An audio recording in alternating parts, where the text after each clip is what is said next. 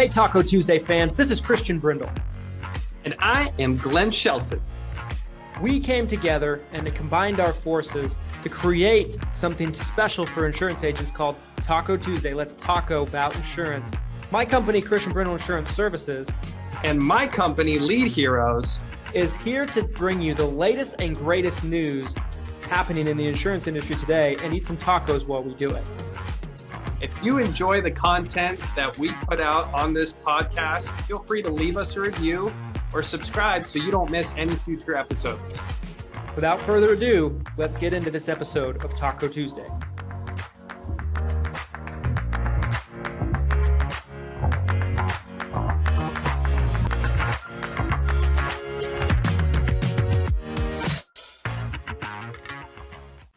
We're live. Taco Tuesday's live. Taco Tuesday's live. We've got Tony Merwin today. I'm balder than Christian. Woo, woo. Tony Merwin.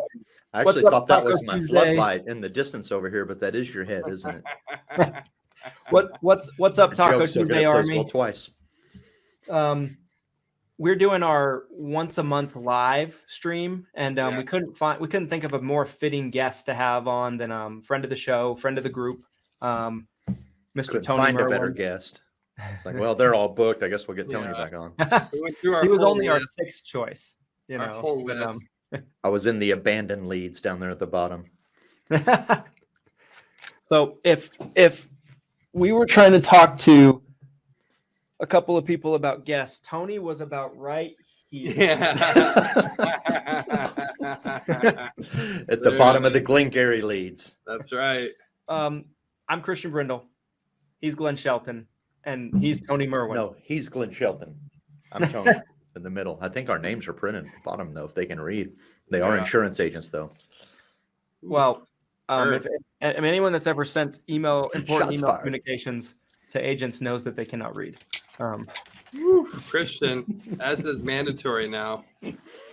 Red Bull before the start of every one of these. Cheers. All right, I'm gonna have a whole case under my desk next time we do this. I thought I didn't bring Red Bull. I brought tacos. It's Taco tacos, Tuesday. Tony. I thought that I was know. the tradition. You bring tacos, so I brought some It is tacos. a tradition. I've been very bad about this tradition this season. Tony, talk to us about your tacos. Let's talk about this. Let's talk about your You know, tacos. I also want to say one of our first Taco Tuesdays with Tony, you guys, if for the true fans out there, I'll never forget. He was plated, guys. He was plated. He had his wine pairing. I just remember being like, "Oh my gosh! Like who's the host of this show?" Those were brisket tacos I had cooked too. Oh, That's when we were all stuck at home. We couldn't go anywhere. I know. So I was just cooking, and we were limited to one beef item, 2 meats, 1 beef. So I just get a 14, 16-pound brisket. There's my 1 beef item. I'd cook that, and Grace and I would eat on it for 2 weeks. So that was about probably the 5th different item of brisket I'd had was when I made those brisket tacos for that first one, and they were delicious. Tony, let's talk about your travel schedule. Yes. Right? I feel like you travel more than a Fortune 500 CEO these days. Let's talk about it a little bit. Let's talk about it a little bit. So, I was going to say, if I had to give, if someone was like, hey, what does Tony Merwin do? I'd be like, oh, he is a Medicare Insurance Agent event host. That's his primary job. Be a little strong. MC, personality. When I hear MC, though, they don't make me coordinate much at these events. There's you show up, do your thing, and stay out of our way. Okay. I can do that. When I hear MC, though, I'm expecting the beat to come in. What? By the way, Tony, if you're not expecting it, that's what you're going to be doing at the summit. Yeah. I'm more of a techno guy, though. I'm like, your glow sticks. I saw the list.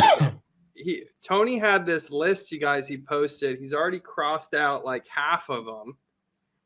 Events that he will be at that you can meet up with the infamous Mr. Tony Merwin at. Tony, what's next on your list? Philadelphia, which is next Friday. I'll actually be up there Thursday, Friday, come back Saturday. And then I go to Springfield immediately the weekend after that for the 8% virtual. But yeah, it's the Road to 8% Nation. It's our 5th stop. It's billed as Philadelphia. It's actually just right across the river in Cherry Hill, like 15 minutes outside of the Philadelphia airport. But yeah, looking forward to that one. We've been lining up panelists and other speakers in the area. That's one of the things I really do like about that event, as a matter of fact, isn't since we're talking about that, but we have our core set of speakers, right? Cody, myself, Pete, Roger Short, Jesse Park, Juanita Coley. And then we round up people that are specifically in that territory, right? So we can work with them directly and help them and help elevate their business. So I think that's a really cool element. It's not the same show every time. Matter of fact, I think I'm the only person there that gives the same talk every time. And that's just because I'm the opener. I'm like, hey, let's meet everybody. Just do the deal. Yeah. That's a little more polished version of it. So since you heard it, Christian finally figured out some timing on some jokes.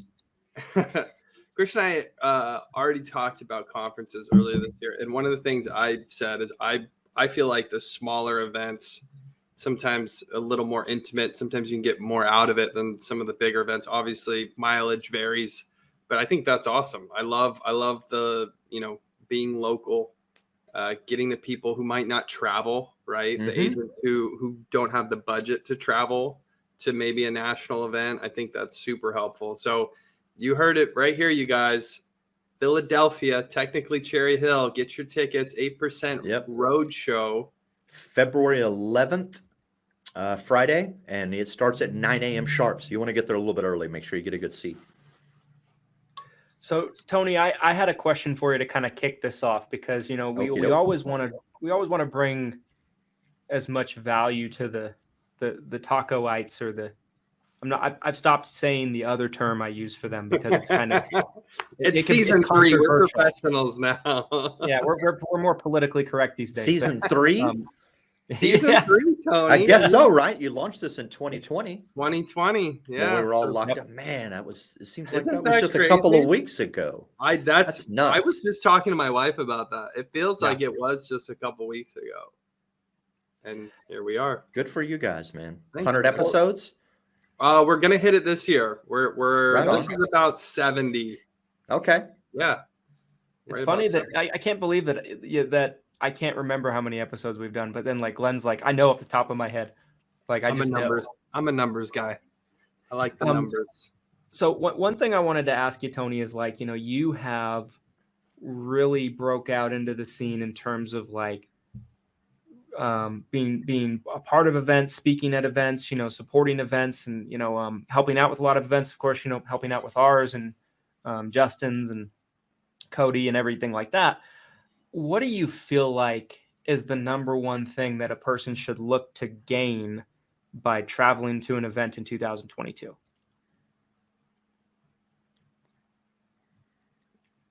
I mean, it depends on the event, but there is so much, at least at the events that I attend and that I would encourage agents to attend. Things like 8% Nation, Medicare Con, 6-Figure Medicare Summit coming up, the Road to 8% Nation. There are smaller events as well. Like we had the Digital Frontier Workshop here in Austin just recently. To Glenn's point, that was a super intimate event. I think we only had 18 or 20 people as guests and another 8 or 10 speakers. And it got super deep, super granular, because that was a nice thing about having a more intimate event. We could really get into the weeds a little more, because we could be a little more interactive with the audience, because it was a smaller audience, right? So questions are you got 300 people. It's hard to really do that, right? You have to just command the audience and then maybe open up Q&A later. But as far as something to gain to put in your business, if you know of a problem you're having in your business, an inefficiency or a challenge you're trying to overcome, go with that in mind. And usually most of these events, they're going to tell you who's speaking, and at minimum, you'll know what their skill set usually falls around if you're paying any attention whatsoever. Right? Like if I see Christian Brindle billed as an event speaker, I know I'm probably going to hear about Medicare supplement over the phone and social media organic, just like feed the beast.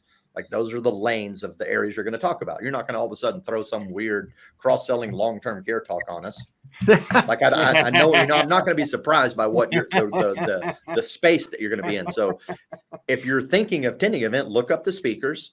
Is there somebody there that's likely to speak on the topic that you're trying to solve, and then go. And the price of attendance for any of these events is worth that one tip. It's a couple more apps in most cases. Right. I mean, the agent was talking to me about paying $500 to go to the Digital Frontier conference. I'm like, you don't think you can pick up one tip to sell one more MAPD app? That's the exact argument I get in with it. Like, so this is kind of a tangent, and I don't want to get too far off topic here, but when I'm talking about how valuable an agent's time is, and specifically like whether you need an assistant or not, and specifically, well, I only need someone for 30 hours a week. I don't need 40 hours a week. It's like, okay, well, that 10 hours that you're talking about, that's like 1 or 2 apps a month. Like that, you're talking about 40 hours to pay an assistant. You're paying them, let's say, $15 an hour. You know, you're literally talking about $600 a month. That's like 2 apps. Right. So you're telling me that 40 hours a month, you can't get 2 apps. And yeah, it's directly applicable to knowledge that you can gain at a conference, right? Like you can't spend 1 or 2 apps worth of commission to potentially level up. I mean, it blows my mind when agents can't grasp it, you know? Yeah. They can't figure that out. Because they look at it as an expense, not an investment. Yes. That's the first part of the problem. Your viewing is like, oh, I got to spend all this money versus like, hey, am I worth $2,000 or am I worth $1,000? And if you don't think that's true, well, you should probably get a job because you're worth a lot more than that. You are worth a lot more than that as a person and as an insurance agent. So don't sell yourself so shortly. Value yourself, number one, enough to be able to invest in it. Quit looking at it as like, I got to squeeze the fist and expend this money. And who's talking? I don't know who these people are. They're probably all going to try to recruit me. I've been to, I don't know how many events in the last 2 years, and I'm going to be at another 12 events over the next 8 months or less than 8 months. I have not been to an event yet that anybody's tried to recruit me. And I don't try to recruit people at events. None of the events that we're going to now, the insurance event space has changed so much. I'm sure there are still some masses of asses recruiting events out there somewhere. I haven't heard about them. Nobody that I work with is doing them. All of these events are the ability for us to pour back into the agents that need the help. We want to lift up the industry. And that did not exist 5 years ago in the space.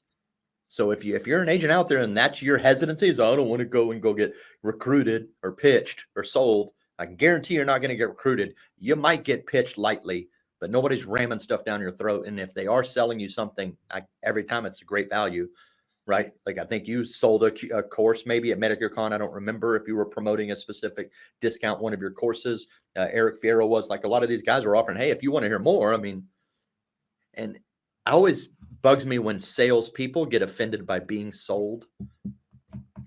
I like being sold. I enjoy it. It's the thing. Like, I mean, assuming value's coming. Right. I mean, I think salespeople are the easiest people to sell. They should be. You know, like they're the easiest people to sell to other salespeople because I think they have an understanding for kind of maybe what that salesperson goes to. They have an appreciation for a good communicator, a good conversationalist, and somebody that really makes a compelling argument. And like, I know for me, like I'm a sucker. Yeah, if you come at me with value, like shut up and take my money. Like I'll check it out. You know, I love to test things. I love to keep my mind open to new opportunities that I think might help me. You know, I'm not an idiot, but I definitely will. If you show me value and a really good price point, like I'm not going to argue with you. Like if I can see the value in it, I'm going to spend my money and get it. And it goes back to the other anecdote that you sell like you buy, right? Right. If you're one of those very hesitant, I don't know if I should buy this. I don't know if I should invest on it. Well, that's kind of how you sell too. And that's why people don't buy from you. Yeah. I like it. Yeah. 100%. Tony, we have a question here from Mr. Jeff Fry. Jeff, this is why we like doing the live shows. I appreciate your question, guys. If you have any other questions for any of us, please comment below this video. We'd love to answer them. So I love this question too. Yeah. Jeff says, Tony, I like your studio setup. I'd like to know what camera and lens you use to record your videos. Also, do you recommend video marketing or independent agents? Tony. Just a short answer to the last question because it's super easy. Right. 100% video marketing. Absolutely. And don't get yourself, to start with the rest of the question, don't get yourself caught up in quality of video. Worry about quality of content that's in the video more. You can grab your iPhone, your Android, whatever ilk you're on, and hold it up. There is a big name. I'll just say it because we're friends. I don't think anybody cares, but Justin Brock started his Facebook ads by just holding up his iPhone and talking to it and giving a little lesson, and then putting, I think, in Canva and putting a phone number on there. Now, obviously, he's in a new space and he's a whole much more quality. I've watched the quality of Christian's video production grow over the last few years as well. But same thing, when you started, it was a lot rougher. Don't get yourself paralyzed. Number one, just feel free to use your phone, and run with it from there. Whether it's TikTok, Facebook Live, doesn't matter. In regards to my setup, you're currently watching me through my laptop camera, Microsoft Surface Pro. I was on a StreamYard, I guess last week, and somebody commented, messaging, it's like, wow, what? I was on Brad Hannon's Insurance Sucks podcast, and everybody, like him and Sean King, and then the other cat that does Brad's video, they were all asking me, like, man, what camera are you using? I'm like, this is just my laptop. It's the lighting. That's what this is lighting helps. It's not the camera. It's a really good camera. Lighting.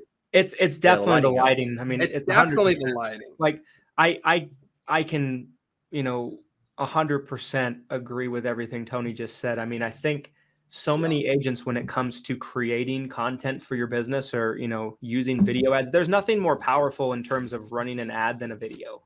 It's very, very personal, right? For the consumer, they almost feel like they know you at a certain extent. I think there's nothing that's exploded my business more than being willing to put myself in front of a camera. And I think, really what it comes down to is, like, I started I started both of our YouTube channels with iPhones and, certain things. And I have probably 6 different cameras that I use interchangeably, but I think agents really overanalyze. I need this camera, I need this light, I need this software. And it's just such bullshit. Just turn a camera on, make a video. The cameras on these phones are so sick now. That's what I was going to say. Yeah, do you know they're really so good. They're incredible. Do you know how much money you have to spend to get a better camera than this? About as much as the iPhone itself. Yeah, you have to spend quite a bit. I mean, we do have a nice camera for the professional videos that we do, they put out there on YouTube and whatever, kind of more commercial stuff. That is a Panasonic, I think 770X or something like that. Probably about $600-700 maybe. I have 2 cameras at home. I have another Panasonic that's higher end. It's the 970 that I got on sale for $700. Jeff did ask for and I have a kick-ass Nikon that is smoking hot. Real quick, guys, I don't mean to cut you off, but I'm Glenn and Jeff, when I say that, I'm not talking about you specifically. I'm just talking about agents in general. So please don't take what I said personally. I wasn't talking about you. I was more talking about personally. I was talking about Glenn. I was talking specifically about Glenn. No, but my lighting. This is my lighting set. I just reflect off this, you guys. That's my lighting set right now. Yeah, that's what I'm counting on. Yeah, this is how I get Tony's. I'm like, Tony looks like he's on a beach. He's oiled up. You just want to snuggle up with him. That lighting is incredible. I do want to know the lighting. I have 6 lights. I can't even do this. The screen's so weird. I have 6 lights going on in here. I have one big one in front of me. And one of those big monsters like that, right? Wow. With the screen over it. Then I have an LED light right over here that's boxed in so you can direct the light. And that kind of shines and lights me up here and kills shadow. And then I have the 2 lamps for fireside chat effect like stuff. And then I have ground lighting shooting blue up, which you can't see, but you can see kind of the blue stuff. Wow. Shannon, our web guy and social media marketer here, came up with all that. That's awesome. He put the whole studio together. I know, like, when we designed my studio in the office, I haven't been using it as of late because it gives me a headache with the light shining on me. And to make that one work, we have to have the lights off, which I'm sure you're doing the same thing. Like, so I've been kind of not being in the studio that we created because I just been doing it in my office and at the home office and things like that. But like, the lighting can make such a big difference. You can use the exact same camera, and if you get the lighting nailed just perfectly right, it almost looks like it's a completely different camera lens. All Yeah, I was floored when he put it together and showed it to me the first time, especially when we looked on it through the lens, right? When we actually got some film on camera and we're able to go back and look at it, how nice it looked, the depth of it. He just did a killer job. Like, it blew my mind. Because we had looked at some other places in the office and just couldn't really find it. And then we all agreed, well, we're just going to build out that closet in the corner over there and turn it into a mini studio. Works great. Just threw up some acoustic tiles on it and put some shelving and just started rolling. You guys, but we knew exactly. We remember because we designed what we wanted it to look like before we ever bought anything. Right. We looked at some other podcasts and other videos that people were doing with a single person. Right. And just trying to figure out the look of the frame. We figured out the look, and then we went and bought all the stuff to fill it up. Measure twice, cut once. I love it. Christian, what did you have a question before I interrupt? I felt like you were about to ask something. I might have lost it. Come back to me. Okay, we'll come back to you. Tony, I had something that I definitely wanted to ask you that Christian and I, we recorded. So for those of you who've been following Taco Tuesday for a while, we used to do every single show like this live. We're going to be doing a lot more pre-recording just because scheduling wise, it's so much easier for Christian and I. But we do still want to keep doing these live formats because this is what the show was built on. So we have a pre-recorded episode where Christian and I talked about the FFL, Family First Life, letter that they received from the FTC about their misleading recruiting practices, where essentially the FTC went through ads that Family First Life had put on social media specifically talking about compensation for agents. I'm curious to know, Mr. Merwin, do you have any thoughts you'd like to share on that whole situation? I think it's a pile of crap, personally. Which side I feel for FFL. Oh, okay. Whether, well, at least I could say that I looked through some of the ads that were used as examples, and I know quite a few FFL people, not necessarily personally. I know a few. I wouldn't say I saw anything that was blatantly lying. If you can read, there's no guarantees in there. It's stating possible income, and some of those numbers are pretty ridiculous. I see some FFL guys that make a ton of money, and they're generally guys with teams. They're not just an individual agent out there banging on doors or something. But I also see producers that are doing really well in that space. So, for me, I know it's a tactic that some agents don't like because they feel like it is a lie. I don't know that it is, and there's nothing in there that puts any guarantee on it. So I think the FTC is just being who they are, and they're just listening to the rage mob and making a decision. Wow, leave them alone, man. Who cares what they're doing? Just go do your thing. I don't disagree in the sense that, okay, so I'll kind of, again, we already kind of did a pre-recording on this, so you guys can see a lot more about this topic with Christian and I, but I think for new agents, it can be misleading. I think that's the part that does bother me when you see 140% life insurance commissions, sign up. Is it possible? Yes. But the level of production to get there is so much greater than what a new agent coming in thinking, oh man, this is the largest number I've seen. I'm going to sign up with FFL. So I see both sides of it. On one hand, yes, it's possible. But on the other hand, I think some of the ads that I saw were a little misleading.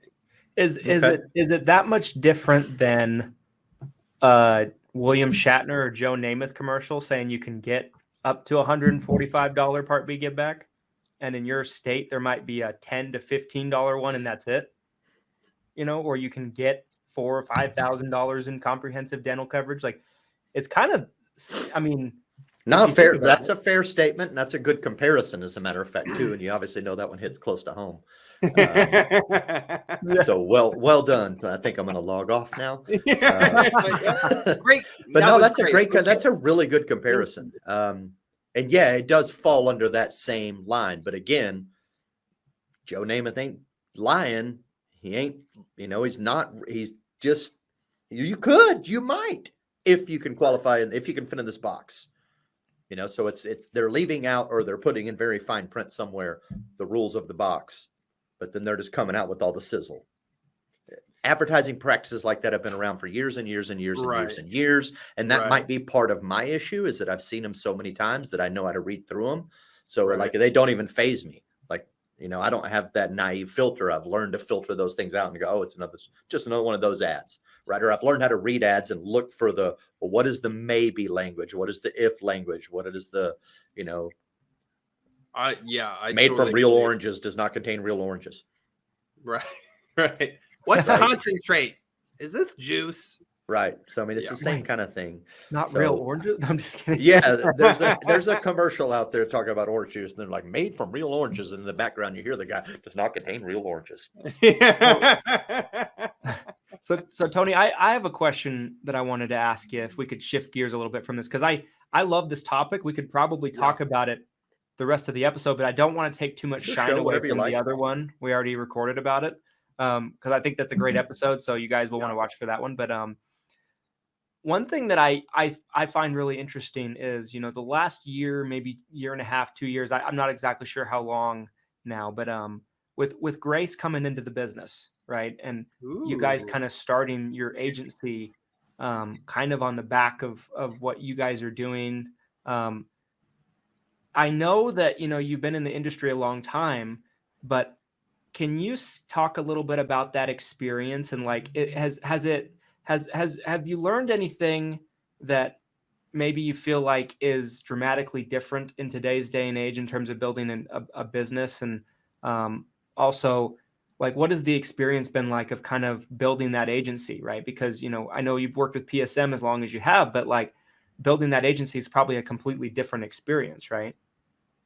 Night and day, truthfully. I mean, there's a lot of overlap and similarities, right? Some of the same types of tools, but different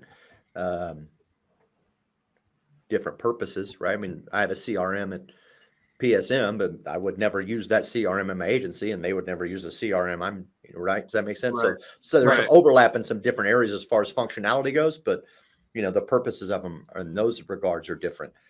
What have I learned? The biggest thing I've learned is just the shift in technology and how you can move information around in regards to your leads and your marketing. And that's so much different. I mean, previously when I was in the field regularly, you either picked up the phone or you mailed them stuff or you knocked on their door. That was the only three ways. There was no email marketing. There was no Facebook ads, no Google ads. There was Yellow Pages, the newspaper, your knuckles, your ability to pick up a phone, or the mail. Those are your options. You're aging yourself, Tony. Be careful there. Yeah, it was an easier time to do business, but it was harder to make a lot of money because you couldn't see as many people. You can only see as what you can physically get to or call. And phone sales wasn't really good in the Medicare space because nobody had an e-app. Right. And most seniors didn't work sitting around with the fax machine, and most carriers didn't even accept a fax app anyway. We were still mailing our stuff in most of the time. It wasn't until around 2005 or even 6 that fax app programs started to become more mainstream. And that was even funny because when they came out with their jet issue fax app programs, none of the carriers would give you a one-sided app. They were all two-sided that came out of a perforated booklet you had to tear. So it was more of a pain in the ass than it was an actual convenience sometimes. But, so again, it was simpler to do business, but it was hard to make a lot of money. Now it's harder or just more tedious to do business really at a high volume with all the different technology and all the new products that are out there. But it's easier to make a ton of money. It is easier to make a ton of money in this business than it was. Hey, Miss Jones, I'm slam. Yeah. Hey, Mr. Slam. Hey, Mr. Slam.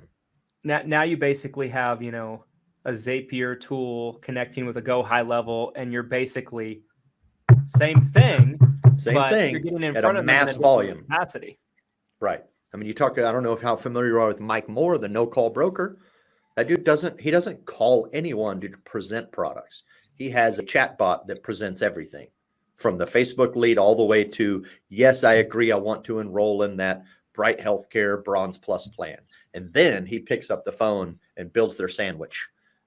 That's pretty much what he's reduced himself to in that regards. But obviously he's a genius engineer, but he's really an order taker. And I don't mean that if he sees this, and I've already told him this, he should know. I think that's offensive, or I'm using that offensively. The dude is an absolute genius in what he created. He's, in my opinion, that's the holy grail of a lot of agents. They're like, how do I get so much business that I have a tool that just runs it all, and all I do is close business constantly?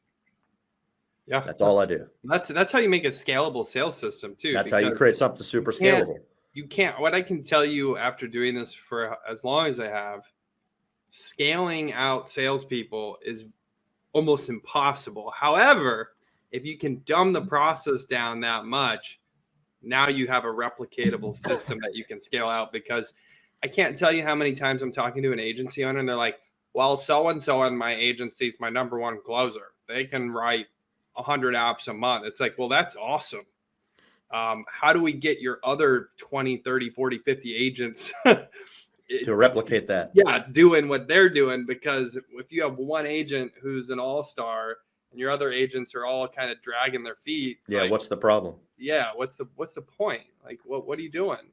You know? Agreed. I love that. The way that I look at it, you know, in my opinion, is like when I came into the business, what I was being taught on how to do was to pursue clients, right? Constantly. Like you're always them. You're always closing. Right. You're calling them, you are chasing them, for lack of a better word. Whereas, you know, I think it's never been easier than it is today to build a business to where people are pursuing you instead. And you're only talking with people that are interested in your product or service because you've already, you know, through algorithms, marketing, automation, you're weeding out people that don't want to talk to you. Or you've already established yourself as a professional and expert in the space, and they see you and they're like, that guy's kind of cool and I don't have hair either, so maybe we would get along. And they call you, right? They're like, he knows what he's talking about. Brian Askins said this at seminars. He's like, if you start running seminars, he's like, when those people walk in, they're going to make a decision that they want to do business with you well before you ever finish your presentation. It's like, you'll be 5-10 minutes in and they'll be like, that's the guy that's going to do my Medicare.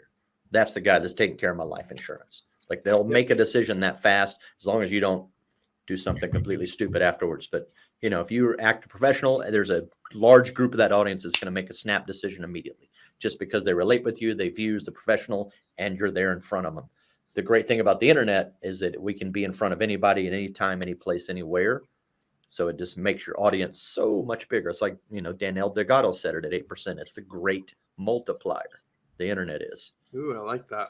The great multiplier. It's very true too, because like to kind of have the same kind of impact on your business, 10, 15 years ago, I mean, it would take hundreds of thousands of dollars of investment into traditional marketing, right? Like billboards, TV ads, you know, whatever it might be, to where today you could spend a fraction of that, you know, I mean, if maybe even smaller than that, on the internet, and you can retarget ads to where it's more efficient, right? You're only going to show it to the select audience that you have captured. It's interesting because, I mean, I feel like there's never been a better time to be in our industry. I really do believe that. And I feel like there's too many agents out there that look at it from the standpoint that I have such a hard time with this technology. It's the worst time to be in the industry, which is it's the wrong way to look at it. Pay people to do the technology. Right. They're everywhere. Just got to make sure you get someone that actually knows what the hell they're doing. Yeah. Because there's a few guys out there that pretend they know how to engineer, lots of pretenders. Go high level or something else, and they really have no clue. Next thing you know, they lost your website, and you're like, what happened? That happened to me. Lots of last Monday, dude. I had my head in my hands. I was pissed off, was mad. I let somebody I needed some help solving a problem. in Go High Level for a landing page funnel I was building. I'm not an engineer, but and there was a little detail and I couldn't figure my head around it, and I didn't have time. I had other shit I had to do. So I found someone quick. It's like, hey, can you knock this out from like, oh, that's a piece of cake. No problem. What do you need? I'm like, bang, bang, pound. They're like, all right, cool. 2 days later, I don't hear anything. Third day, they're like, hey, check it out. It's done. And I look back and I'm like, okay, that's not what I asked for. It's sort of done. And where the hell did my website go? Oh, I don't know. Hang on. I'll get back to you. And then 2 days later, I have to call someone even smarter than that person and pay them more money to get it done for me. So there's what it is, learning curve. But yeah. There's a couple people that I think have either, I've been able to learn things from over the past couple of years that have helped me in my business. Cause like, I feel like there's multiple ways to get people to call you, right? Like there's content marketing, there's, very, ninja style retargeted ads. There's telemarketing. I put Glenn in there. Like Glenn, since I gotten to know Glenn, we've been able to do a lot of pre-scheduled appointments, custom calling, like things for us to kind of fill my calendar, fill agents' calendars, things like that. I put Glenn in that category because it's essentially like you're outsourcing work, right? Of setting the appointment, of finding an interested person. But like a couple people that come to mind for me is like Justin Thomas. Justin Thomas is a guy that teaches agents how to do this themselves in terms of like the digital marketing side. Like right.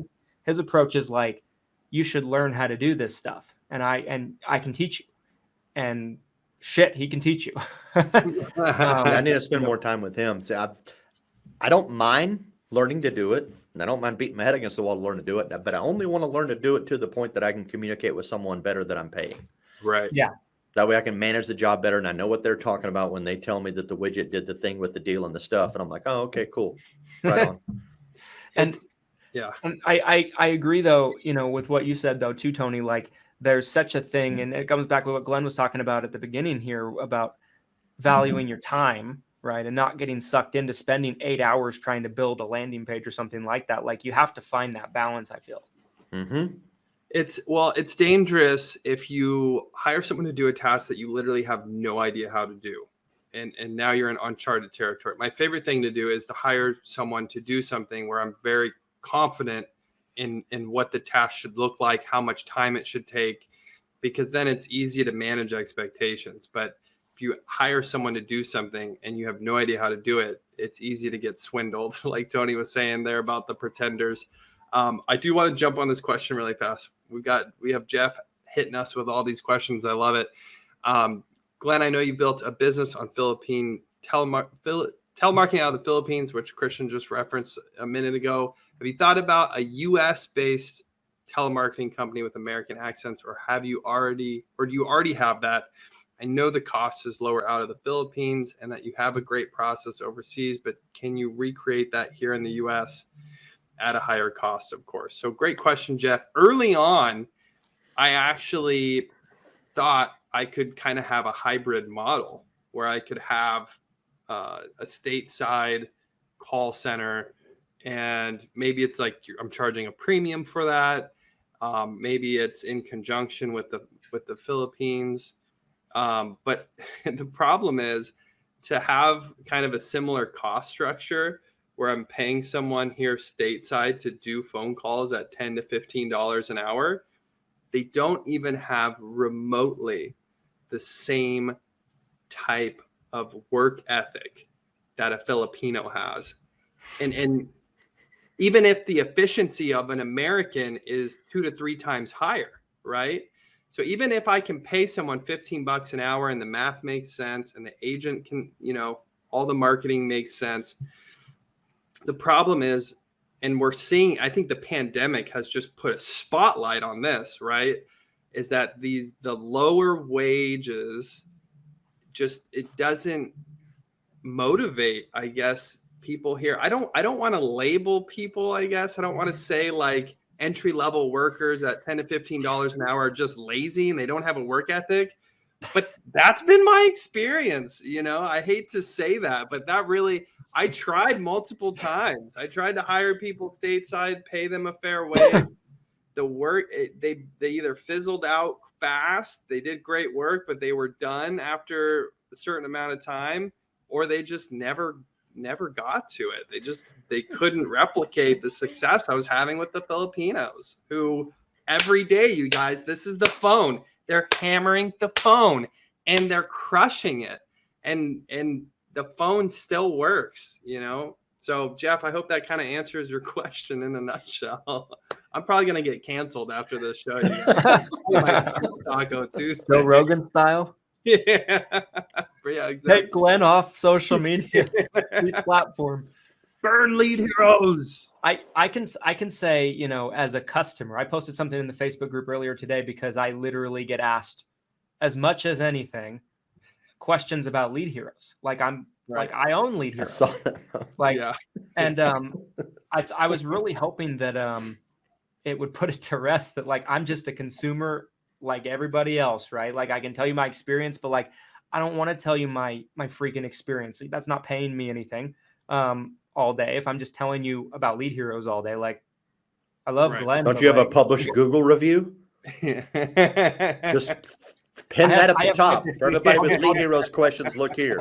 I'll do you something better. I have or I'm kicking you out of my group. 3 YouTube videos about reviewing. Yeah, exactly. Heroes. Like, but essentially, you know, I can say, you know, as a customer, you know, of lead heroes on the lead gen side, and then, you know, recently on the virtual assistant side, I have found that to be very true. You know, the work ethic and, you know, the amount, I mean, it's absolutely unbelievable. And that's like, especially with the virtual assistant, I've really noticed that. Like I have people that I've paid, you know, I've started them at $15 an hour years ago, you know, and I couldn't get them to do anything. I could barely get them to come into work.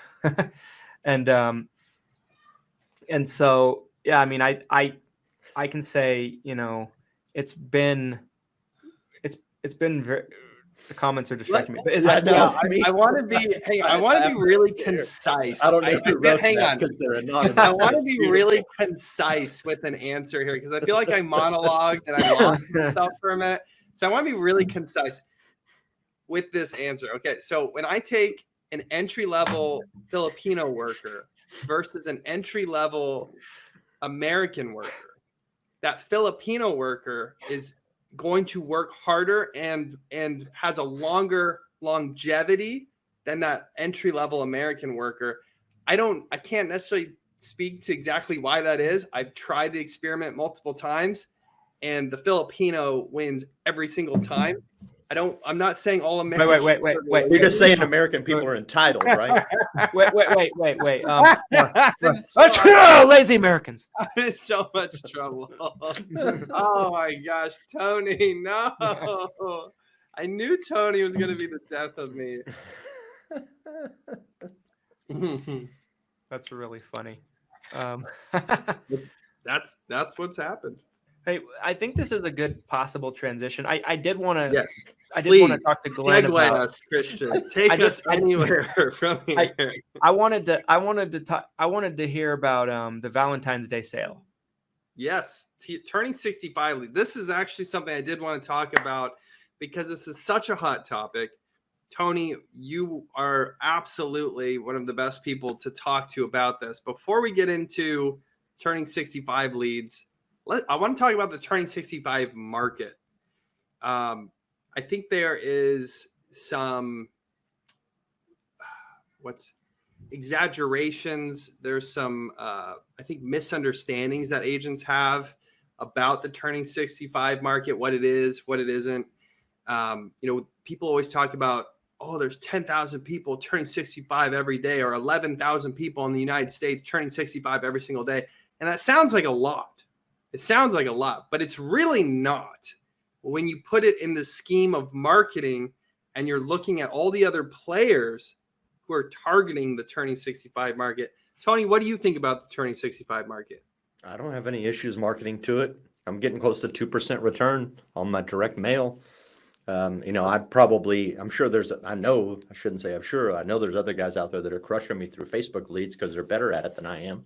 I'm still learning that craft and trying to get better at it. But thanks to my partners at Lead Concepts, I've got the T65 market slamming in Texas, and we're about to crank it up a notch with some other assets that we're plugging into it. It's a huge market, and no, don't look at it at 10,000 a day, although that is a good number. What you should really look at is your business at the end of the tunnel, which for me, in my opinion, is 2030. And by 2030, we're going to have close to 80 million people on Medicare. That's 80 million potential customers for any one of us out there. That number is ridiculous. You'll never get it all. I don't care how hard you try, because the truth is you only need 0.01% of that market to make $2.5 million in annual renewals. Ooh, I love that. So number. look at it from that perspective, and you'll realize, no, it's not oversaturated. There's a reason that Walmarts and Amazons and Googles are getting involved, is because they realize that it is so big, they can carve out a piece of the pie themselves. So find out a way to go get you 8,000 clients over the next 8 years. Figure that number out and go make you 2.5 million annual renewals and go live whatever life you want. It's doable, and you should never think it's doable. Yes, there's competition, but then some of that competition's changing. I mean, CMS and TCPA are coming after the call centers and third-party marketers. Yep. We could very well see some shifts in what call centers are allowed to do, what marketers are allowed to do. Yes. And that's at least going to shake it up for a while before they figure out the loophole or how to circumvent that. So there's going to be a period of time where there's going to be more leads up for the rest of us average Joes for a bit. So there's going to be a period where you're not going to be dominated in the lead space like we used to be. It's still going to be competitive, but that's what makes it good, right? I mean, This is a very simple analogy, but when Papa John's is looking to expand their pizza franchises and they look at a town, they don't go, oh, shucks, Pizza Hut's already there. We can't go there. We got to look for another town. No, they look at it and they go, shit, those people must like pizza. We better open up another location. Yes. And that's not got to be your view as a business person going into market. Yes, it's competitive, and that's what you want, because that's what's going to help you win business. You just got to outdo your competition in service and so forth. I mean, I was having lunch with an agent yesterday that's one of the biggest producers in the South Texas Valley for the Hispanic market in the Medicare space. He's monstrous, and he has a boatload of competition all around him pulling business. Yeah. I'm on the phone pulling business out of the Valley in Texas. Like, even as good as that dude is and have what a great reputation, he still can never get 100% of the pie. It's impossible. We wouldn't do Turning 65 market if it didn't work, right? I would drop it. We've got plenty of other marketing stuff going on at Lead Heroes. I would drop Turning 65 if it wasn't. It definitely still works. And I loved the small fraction of a percent that you just quoted, Tony. I mean, that's crazy. Yeah, do the math. And that's at street level commissions, which if you're doing that volume, you're probably not getting. Exactly. I think where some of the misunderstanding comes from, or the expectations are misrepresented in an agent's head, is I think they get a Turning 65 prospect on the phone and they're thinking like, oh, this person has to sign up and I've got this in the bag. There is competition. There are other agents. There are call centers. There are seniors who are becoming increasingly savvy, where they know a lot about Medicare. I mean, Christian and I were talking about his podcast, the Everything Medicare Podcast. I believe my mother actually listened to his podcast without talking to me. And I was like, Mom, don't you dare listen to that podcast again. But the point is there's a lot of noise, I guess. And I think for some agents, they get shocked by that. Yep. Where they're like, I called 5 people. They responded to my marketing and none of them signed up with me. Man, this is just not going well. Well, no. You know where I stand on this topic. Be ready to fight. Be ready to fight for that lead. This is where my moniker came from. I think talking about this topic. Yeah. I think one thing that's important to mention, and Tony, I'm sure you'll agree with this, and Glenn, I'm sure you'll agree with it too. Don't you dare assume. You assume my identity, my gender. I mean, anyway, I thought we were supposed to be politically correct now. Anyway, so I think when we talk about a lot of things, and we've talked about a lot of them on this stream so far about, that are fairly high level topics, right? Like marketing, automation, the whole 9 yards, right? But when you first get into the business and nobody knows you, I think a lot of agents might come in with the false expectation that they're going to be an order taker like we were talking about. Mm-hmm. Whereas at the beginning, to build a business and to build some kind of reputation and to learn and to cut your teeth and kind of figure out where you stand in this niche, you have to claw, fight, and you have to sell. Yep. And that means not 100% closing ratio. No one in the world has 100% close ratio. Nobody. I don't care who you are, any industry, period. It's impossible. Right. And you might go 5 for 5, but that's the best you're going to do.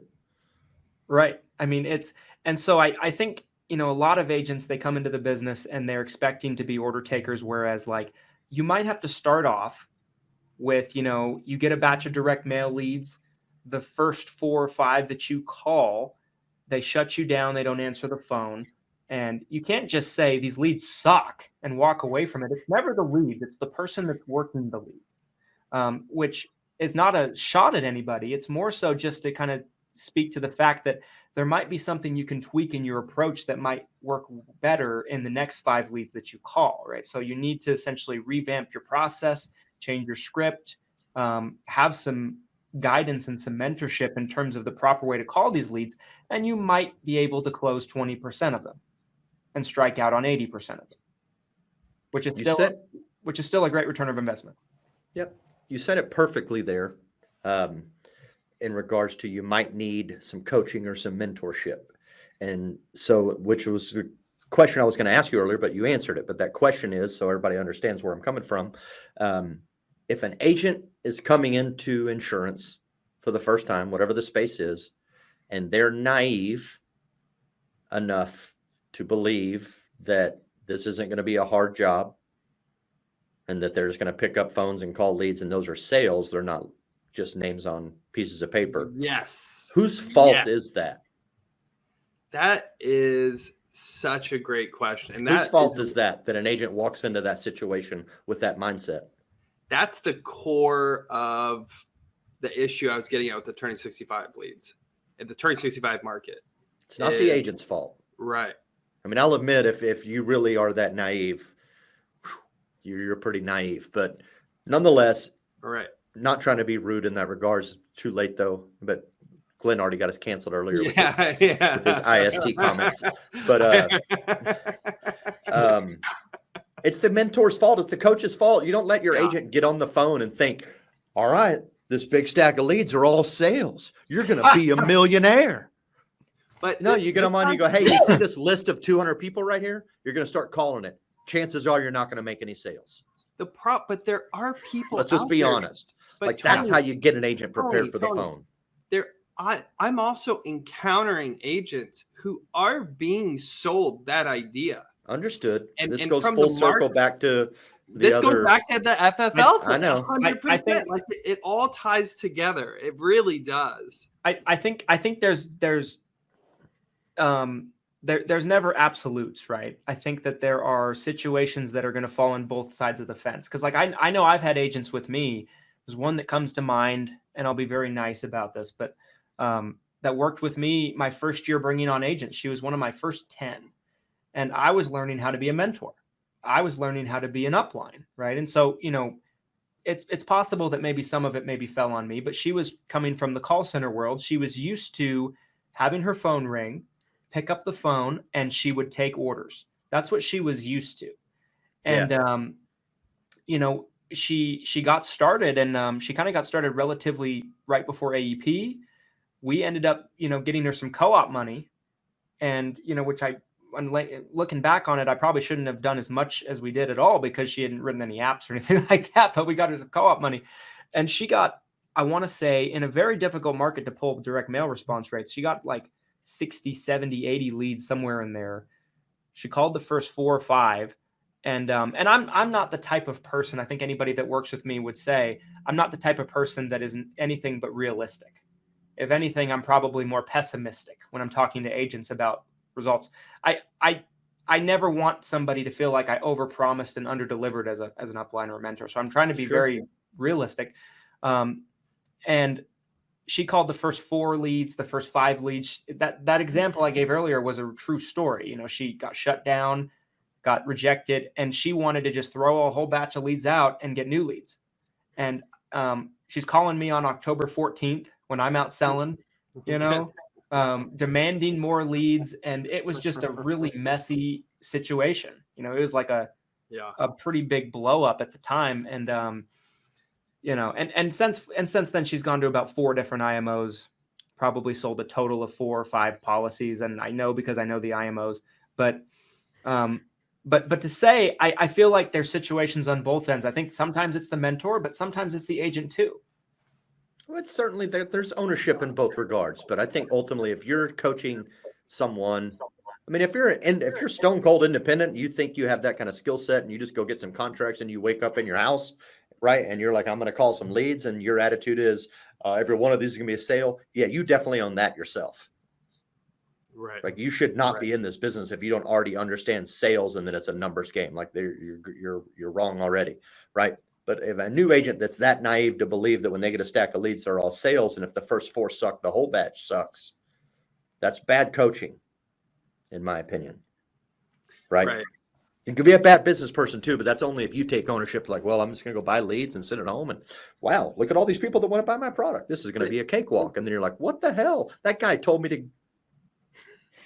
No, these leads suck. That vendor's terrible. And then they jump on Google and they rip you, and that's just bad ownership. But hang on, Glenn, because I've been wanting to say this for a while, just to make sure this is understood. If there are any naive agents out there that happen to be watching this, thinking that it should be easy, but also not wanting to get into the insurance space because it looks hard.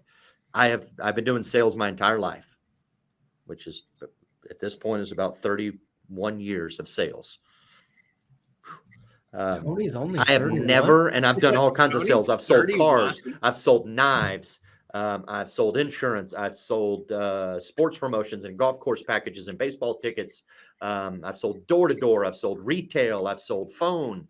I have sold everything. And no matter how good my product was, and no matter how non-competitive my territory was, I never batted better than between 1 and 10 and 3 for 10.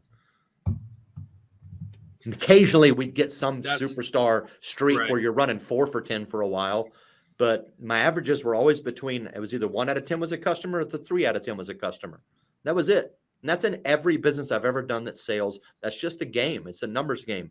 I don't care how good you are. You're usually not going to get more than about 30% of your customers. And this is based on calling leads, right? This isn't based on people calling you. Like, you're not going to get 10 phone calls that want to do business with you, and 7 of them tell you to kick rocks and the other 3 buy. I'm talking about you doing this is outbound marketing, whether it's door knocking, phone dialing, direct mail campaigns, etc. Whatever that is, when you're the one having to initiate contact, it's called interruptive marketing, because you're interrupting that person's life to try to sell something to them.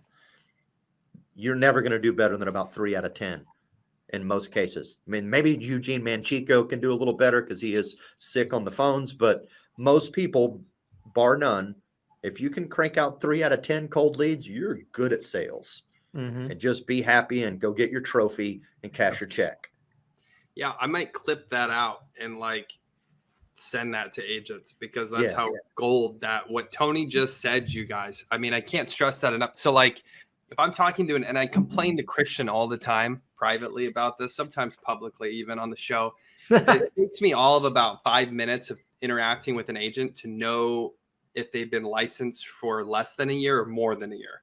Yeah. Because the agents who have been licensed less than a year, they come in with these expectations sometimes, like we've been talking about, where they do think they should be they'll say, oh, well, I bet I could close 100% of these, Glenn. This is great. I'm like, no, that's impossible. That doesn't, no one does that. Oh, well, no, I mean 50%. And I'm like, oh no, oh no, because that's the truth is exactly what Tony just said. 10 to 30% is that's the number I've always heard. That's the number I've always been comfortable with. That's standard sales metrics, man. Yeah, you're dialing cold leads. It really is. And I when mean, even when I was at Sears in college selling washers and dryers, and dude, I had the best territory, I had the best machine, and I had a bunch of rich people walking into Sears. I never sold every single customer that hit my showroom. I was in the nicest area of Austin that was growing the fastest, selling the number one product in that space. And I still, every person that walked in and looked at a washer dryer, I didn't sell everyone. You can't. It's impossible to get the whole Tony, I sold appliances at Sears. We are freaking I made a brothers. grip of money as a college kid selling washers and dryers. I was making like 50 G's in 1994 as a U of H freshman. I was working like 30 hours a week. Hey, it was awesome. It was all about those warranties though, huh, boss? The maintenance agreements. Yeah, baby. That's where the big commissions were at. Well, okay, well, the one let's see here. We're gonna have to look at you sold a lot of washers and dryers, but your maintenance agreement numbers, they're a little low. The original bundling. Yes, MPA. The original bundle. Go. That drove those MPAs, which was insurance, right? We were essentially selling insurance. Yeah. That drove like 30. I heard it was like 30% of Sears' bottom line. Probably so. Yeah.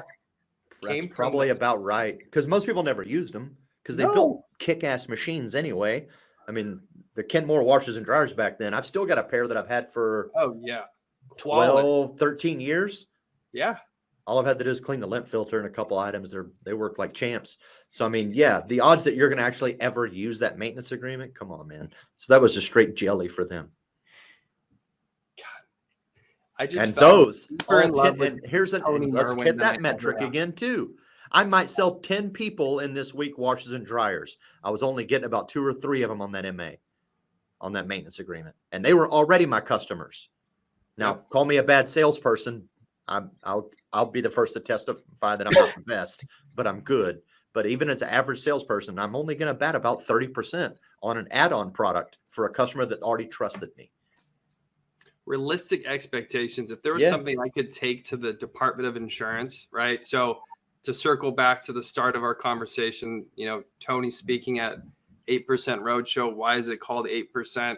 92% of agents fail. If I could sit down with a commissioner, right, or the DOI, Department of Insurance, I would say the number one reason agents are failing out is their expectations are not realistic when they come into the business. If there was something they could do at the licensing stage, since they're interacting with all of these agents at the licensing stage, setting realistic expectations about all of this, about 10 to 30% being realistic closing numbers with interruptive marketing, about income, what type of income you can actually expect your first year as an agent, some ballpark numbers, stuff like that. Because these agents that come in, and whether it's their mind is just wrong or they got sold a pie in the sky, those are the agents that come in and they just flare out. So that means that all of us need to gather together and write a little pamphlet that everybody who applies for a license in any state, there's a required documentation we have to hand you. And then it's all of us as insurance agents go, you're crazy, number one. You can make a shitload of money in this business, a whole lot, but it's going to be real hard. Yeah. And just blow out that little document, scare a few people. It won't work. We could do that until we're blue in the face. It doesn't work. There's definitely some people that can pass a test that shouldn't be in the industry. Well, it's only a 70. So going back to what he says, their expectations are too high or whatever. That's the barrier of entry so low. Yeah. Yeah. And I'm not saying it's because you only make a 70, although that's a big part of it. I mean, I would still be an agent because I know I blitzed it. I probably made 100. I killed it. But they don't tell you that in Texas. They're like, you passed. I'm like, I know I aced it. Just tell me. She's like, you passed. That's all it says. But whatever. But yeah, the barrier of entry is so low. There's no major cost of entry. You can $50. You're a licensed agent. Go get some contracts and don't sell any insurance for that FMO that massive ass to recruit you. So we have a question I want to get to. I love that. Tony Merwin, everybody. That's the business, isn't it? That's 92% of it. We have one question here from a commenter I want to get to, and then after that, I would like to respect everyone's time. We're at that hour mark, and do some final thoughts from Tony, Christian, and myself. So the question I want to get to first, though, before final thoughts, What is the ballpark someone can expect to make first year? I love I'd that say question. 40. I'd say 40K. Independent agent working 50 hours a week, maybe more, maybe less, depending on how good you are. But I'd say 40K is pretty solid. I think that's pretty spot on. Like for me, I started halfway through the year. I started in June. So I had my first calendar year, I had full 6 months. And that calendar year, I made maybe a little bit under 25.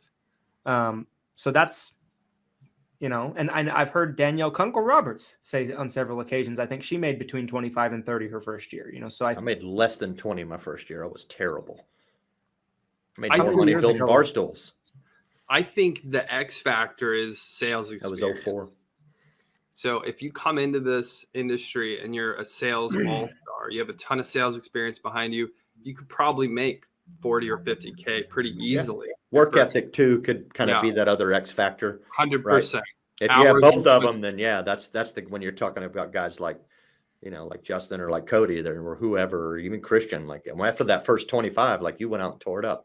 So, I mean, there are those guys that are just maniacs, the LeBron James and the Kobe, just sick naturally people. talented. They're going to and hard ass workers too. Yeah. Super, super strong work ethic. So those people are the exception. I think the majority, and if you looked at like the statistics behind it, it's probably more like 20 to 30K is probably what you're really going to make your first year in this business. It's not a get rich quick scheme, you guys. It's really not. And if you think that, you're probably 100% wrong. So my 40 number wasn't necessarily a take home number. So someone that was kind of a gross up. Right. So, someone that I want to quote that we don't quote often on the show, but I think they said it really well, and I'm not going to steal their thunder, but Chris Westfall said one time in a video that I watched years ago, he said that the Medicare business is a get rich for sure, get rich slow industry. Get rich slow, get rich for sure. Yeah. I think it's something along the lines of that. And I thought that was perfectly said. Yeah. You can suck at insurance and make a lot of money. You're just going to it's just going to take you a little longer. Mm-hmm. I can't tell you how many Medicare agents I know who just kept the pace for 5 to 10 years. And now they have more money than they can possibly dream of, you guys. Right. I promise you, I'm not making that up. I regret that I came into the business on the life side. I wish I had spent all those years selling on the Medicare side and not the life side. Well, I've been sending you contracts for the last 6 months. Never fill them out. Piece of shit. And that's a true story, by the way. That's not just talking. Nice. Final thoughts, Mr. Merwin, our special guest today. Again, appreciate your time. Love that we were able to do this. Always a great time chatting with you. We could probably go 3 more hours. Guys, Tony all 3 of us will be in a room together this year at the 6-Figure Medicare Agent Summit. So I'm excited about that, meeting Tony in person. I haven't done that yet. Tony, final thoughts on today's episode. Episode was great. That was a lot of fun. Even though I had to wait so long that my tacos were cold by the time I got to them. But other than that, it was outstanding. I always enjoy hanging out with you guys. So anytime y'all invite me on, I'm going to drop pretty much anything I can to come do it. Other than that, if you are listening out there and you like to go to events, there's a ton of events. Christian's going to have a phenomenal event coming up in June in Salt Lake. I can't wait for that one. But if you are at an event, you see me there speaking or hanging out, don't be shy. Come talk to me. I'd love to hear about your business and just chat it up. And if you're a drinker, I'll bill Christian for some beers. Mules, Moscow mules. There you go. Mules. Christian, final thoughts. Tony, thank you again for coming on. Amazing episode. We expect nothing less when you come on, because every episode that you come on is phenomenal. So thank you for your time and sharing your expertise. Guys, I would say make sure that you're going to some events this year. If there's any coming to your area, like if there's the road show coming to your area, go see Tony. I mean, I don't know if you guys spend the whole night at the road show events, but like if you've never experienced 2 a.m. Tony, you haven't really lived.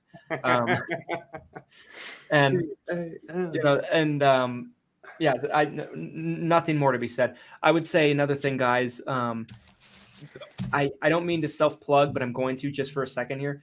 Get your summit tickets because I'm emceeing. Don't worry about him or him. I'm emceeing. Come on. Yeah, we're gonna light it up. They're gonna be gone fast. I mean, it's just gonna happen. And we've already sold a tremendous amount of them. We have 2 speakers that we haven't announced yet. One of them I've completely confirmed, and it's going to be a huge name. And I mean, if you wait till the last second and you don't get your tickets, you're probably going to be having regret over not getting them sooner.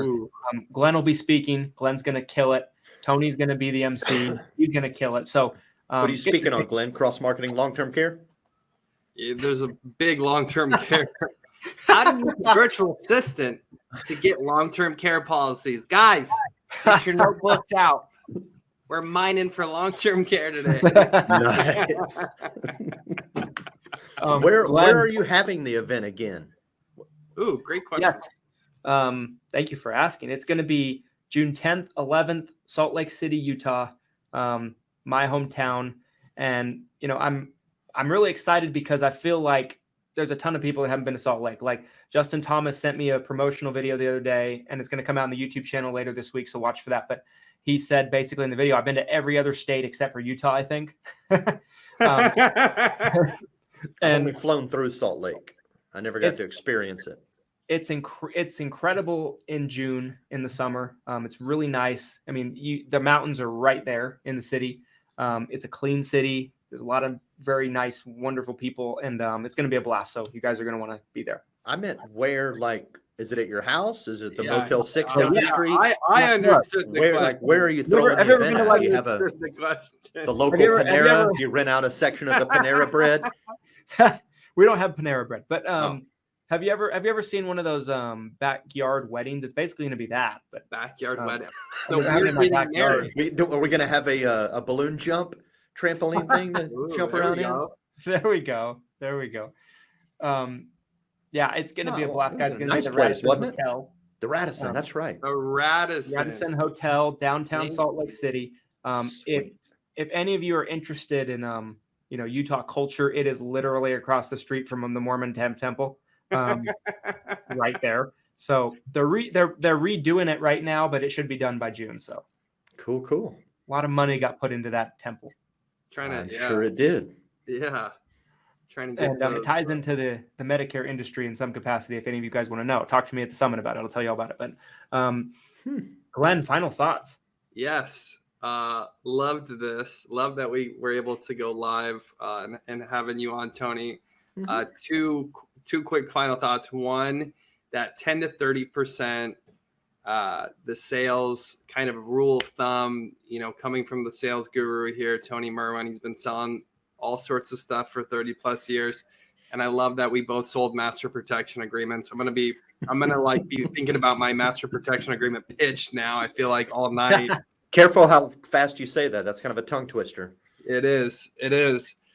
But I love the 10 to 30, keeping those realistic expectations and chasing that 10 to 30 and not focusing on the 70 to 90 that told you no. Cause that's a huge piece of it too, is I'll see agents that get focused on the 70, 80, 90% that tell them no.